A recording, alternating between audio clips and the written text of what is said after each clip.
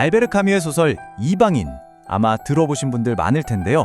이 작품이 사실 단순한 소설을 넘어서 부조리라는 아주 깊은 철학을 담고 있다는 사실 알고 계셨나요? 오늘 바로 그 핵심으로 한번 들어가 보려고 합니다. 우리는 도대체 왜 여기에 존재하는 걸까? 살면서 한 번쯤은 다들 던져보는 질문이잖아요.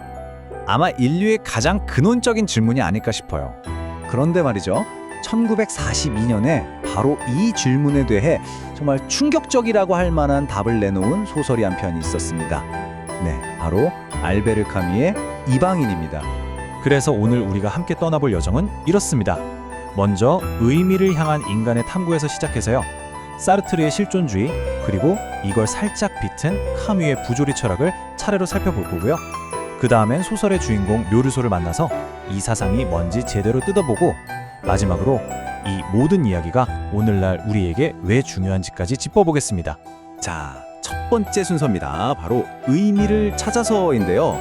아니, 소설이 어떻게 우리한테 이렇게 깊고 어려운 철학적 질문을 던질 수 있는 걸까요? 사실 문학만큼 철학적인 생각을 끌어내기 좋은 도구도 없죠. 딱딱한 철학책 대신에 허구의 이야기와 인물들을 통해서 삶에 대한 철학을 훨씬 더 생생하게 전달할 수 있으니까요. 이방인이 바로 그 대표적인 예라고 할 수 있겠습니다. 자, 그럼 두 번째 파트로 넘어가 볼까요?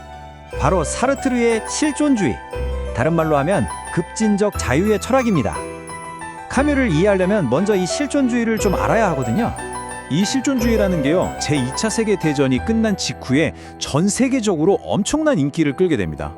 한번 상상해 보세요. 전쟁으로 모든 게 파괴되고 기존의 믿음이나 가치체계가 다 무너져 내린 상황이에요.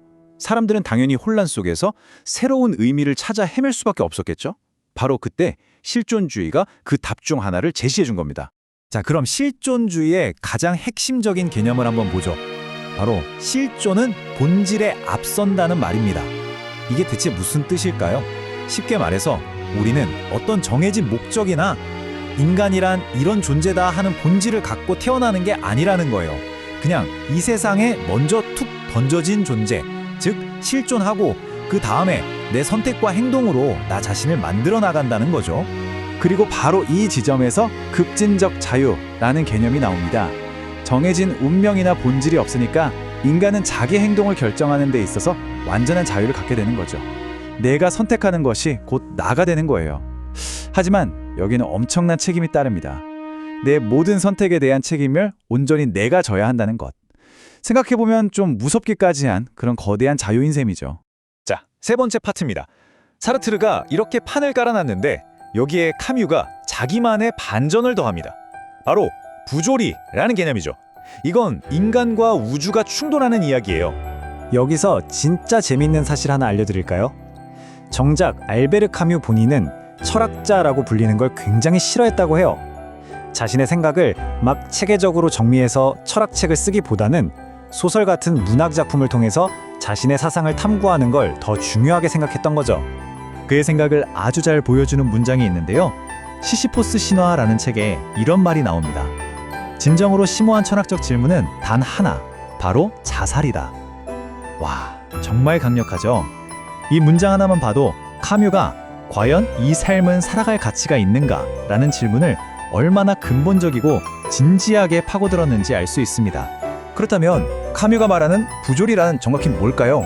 이게 그냥 세상은 의미 없어 이런 허무주의랑은 달라요. 그게 핵심입니다. 부조리는 상태가 아니라 충돌이에요. 한쪽에는 어떻게든 삶에서 의미와 가치를 찾으려고 하는 우리 인간이 있고요. 다른 한쪽에는 우리의 그런 외침에 아무런 대답도 해주지 않는 텅 비고 침묵하는 우주가 있습니다. 이 둘 사이에 좁혀질 수 없는 간극, 이 팽팽한 긴장감, 바로 이게 부조리라는 겁니다. 이 두 철학을 나란히 놓고 보면 그 차이가 더 분명해져요. 사르트르는 뭐랄까, 우리는 자유롭도록 저주받았으니 이 의미 없는 세상에서 우리 스스로 의미를 만들어내자, 이렇게 외치는 쪽에 가깝습니다. 굉장히 능동적이죠. 반면에 카뮈는 그 비극의 지점을 다르게 봅니다. 의미를 향한 우리의 필사적인 외침과 그런 우리를 보고도 그냥 못 들은 척하는 우주의 차가운 무관심, 이 둘이 부딪히는 그 순간 자체가 비극이라는 거죠. 아주 미묘하지만 정말 결정적인 차이입니다. 자, 이제 이론은 충분히 봤으니 실제 사례를 만나봐야겠죠? 네 번째, 드디어 소설의 주인공 메르소를 만나볼 시간입니다. 이 인물이야말로 카뮤가 말한 부조리한 인간이 어떤 모습인지 그야말로 온몸으로 보여주는 완벽한 예시라고 할 수 있습니다. 오늘 엄마가 죽었다. 어쩌면 어제. 잘 모르겠다. 이 소설의 첫 문장 정말 유명하죠. 이 충격적인 문장 하나가 사회가 기대하는 감정이나 규범으로부터 묘르소가 얼마나 멀리 떨어져 있는지를 그냥 단번에 보여줍니다. 그의 행동 하나하나가 다 이 부조리 철학을 그대로 보여주고 있어요. 어머니의 장례식에서 슬퍼하지도 않고요. 마리가 결혼하자고 했을 때도 사랑 같은 감정 없이 그냥 그러자고 하죠. 심지어 사람을 죽인 이유를 묻자 태양이 너무 뜨거워서라고 대답합니다. 그러니까 네 명의 감정이나 도덕이 아니라 그냥 물리적인 감각에만 충실한 거예요. 사회가 기대하는 반응을 철저하게 배신하는 거죠. 이처럼 묘르소는 사회가 만들어 놓은 어떤 약속이나 삶의 의미라고 사람들이 철석같이 믿는 것들을 그냥 받아들이기를 거부하는 인물입니다. 한마디로 부조리주의자 그 자체를 상징하는 거죠. 우리가 지금까지 이야기했던 그 복잡한 철학을 이 캐릭터가 그냥 온몸으로 살아내고 있는 거예요. 자, 5번째입니다. 이제 이야기의 클라이막스로 가보죠. 부조리한 세상에서의 해방, 사형 선고를 받고 감옥에 갇힌 묘르소가 마침내 어떤 깨달음을 얻게 되는데요. 그 변화의 과정을 한번 따라가 보겠습니다. 해방으로 가는 메르스의 내면 여정은 이렇습니다. 일단 감옥에 갇히면서 그는 자신을 돌아볼 수밖에 없게 되죠. 그리고 신부님이 와서 이야기하는 신앙이나 사회가 중요하다고 말하는 가치들을 전부 거부해버립니다. 그러면서 깨닫는 거예요. 아, 내가 감옥에 오기 전에 누렸던 그 자유라는 건 사실 그냥 내 멋대로 행동했던 것뿐이구나. 그리고 마침내 그는 세상에 다정한 무관심을 온전히 받아들입니다. 더 이상 세상의 의미를 구걸하지 않는 거죠. 그러자 놀랍게도 자신의 사형 선고가 끔찍한 형벌이 아니라 완전한 자유의 형태로 느껴지기 시작합니다. 정말 역설적이죠. 바로 이 지점이 이 소설의 클라이맥스입니다. 묘르소에게 죽음은 더 이상 두려움이 아니라 진정한 해방이 되는 겁니다. 왜냐하면 그에게 삶이란 어차피 사회가 만들어 놓은 가짜 규칙들로 가득 찬 일시적이고 인위적인 현실에 불과했거든요. 자신의 죽음을 받아들이는 순간 그는 그 모든 굴레에서 벗어나 완전하고 그 어떤 것에도 제약받지 않는 자유의 상태에 이르게 되는 거죠. 자, 이제 마지막 질문입니다. 이 오래된 소설, 이 복잡한 철학 이야기가 오늘을 사는 우리에게 대체 왜 중요할까요? 이방인이 시대를 넘어 여전히 강력한 힘을 갖는 이유에 대해 이야기해보겠습니다. 이 이방인이 80년이 넘는 세월 동안 계속해서 읽히는 이유는 어쩌면 점점 더 부조리하게 느껴지는 이 세상 속에서 우리 자신을 돌아보게 만들기 때문일 겁니다. 인간이란 무엇인가?